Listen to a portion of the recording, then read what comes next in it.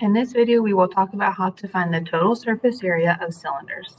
The formula that we're given is 2 pi RH plus 2 pi r squared.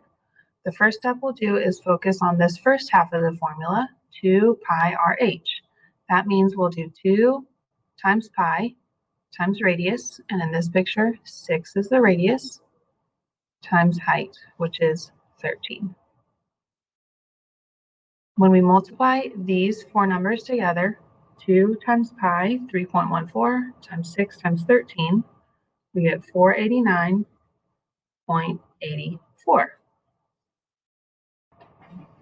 Next, we'll do the second part of the formula, which is 2 pi r squared. That means we're going to do 2 times pi times r squared. Remember, r squared means radius times radius. So that's 6 times 6, which is 36. So 2 times pi times 36 will give us 226.08.